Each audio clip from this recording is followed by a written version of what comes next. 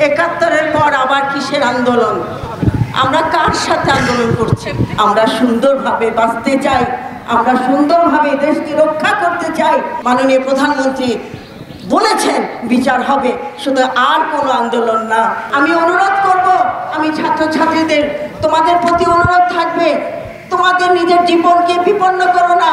তোমাদের সংসার, তোমাদের বাবা মা, তোমাদের ভাই বোনরা তোমাদের মুখের দিকে তাকিয়ে আছে। তোমরা আগামী ভবিষ্যৎ, আগামী দিনের দেশের ভবিষ্যৎ তোমরা। সুতরাং এইভাবে তোমাদের নিজের জীবনকে বিপন্ন করে, নিজের জীবনকে ত্যাগ করে তোমরা এই আন্দোলনে এসো না। আনো থেকে আন্দোলন করতে করতে করতে এই পর্যন্ত এসছি। গেল 71-এর পর আবার কিসের আন্দোলন? আমরা কার সাথে আন্দোলন করছি? হ্যাঁ, আমাদের দাবি থাকবে, দাবি আমাদের থাকবে, কিন্তু সেই দাবির সে উপস্থাপনটা তো সুন্দর থাকতে হবে। আমি রাষ্ট্রীয় সবকিছু ধ্বংস করে নিজের জীবনকে বিপন্ন করে আমি তো দাবি আমার সে আদায় করতে পারবো না। অবশ্যই দাবি থাকবে, সবাই ছাত্রদের দাবি থাকবে, যার যার দাবি সেই দাবিটা উপস্থাপন করতে হবে সেইভাবে।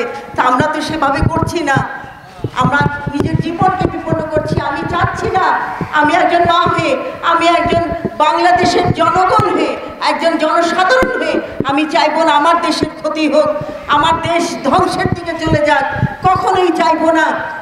চলুন আমরা সবাই মিলে একসাথে হয়ে এটার একটা সমাধান করি। আমরা সরকারের প্রতি অনুরোধ, উনি দেখছেন, আমাদের মাননীয় প্রধানমন্ত্রী, আমাদের সরকার দেখছেন কোথায় কি হয়েছে, এর পিছনে কারা আছে আমরা কি জানি না? আপনারাও জানেন, আমরাও জানি। ঢাল কারা? ঢাল হচ্ছে আমাদের ছাত্রছাত্রীরা ঢাল। তার পিছনে কারা কাজ করছে?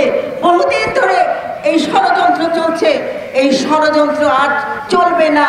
যেভাবে হোক আমি অনুরোধ করব, আমি ছাত্রছাত্রীদের তোমাদের প্রতি অনুরোধ থাকবে, তোমাদের নিজের জীবনকে বিপন্ন করো না। তোমাদের সংসার, তোমাদের বাবা মা, তোমাদের ভাই বোনরা তোমাদের মুখের দিকে তাকিয়ে আছে। তোমরা আগামী ভবিষ্যৎ, আগামী দিনের দেশের ভবিষ্যৎ তোমরা।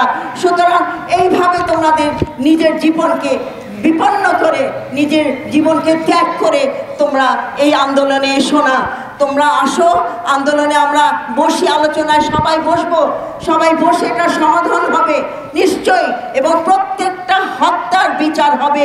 মাননীয় প্রধানমন্ত্রী বলেছেন যে এর বিচার হবে, এক এক করে বিচার হবে। পুলিশ গুলি করলো, কার নির্দেশে? সেটা কি একবার দেখেছি আমরা? এলোপাথারি গুলি করছে, কার নির্দেশে? অবশ্যই এটার আমাদের বিচার হবে। মাননীয় প্রধানমন্ত্রী বলেছেন বিচার হবে, শুধু আর কোনো আন্দোলন না। সেই 72 থেকে আন্দোলন করতে করতে এই পর্যন্ত এসছি। সাজানো বাগান, বাংলাদেশ একটা সুন্দর সুন্দর একটা দেশ, আমাদের সোনার বাংলা, তোমায় ভালোবাসি, এটার উপরে আর কিছু নেই। সুতরাং আমরা কোনো রকমে কারো উস্কানিতে আমরা সামনে আসবো না।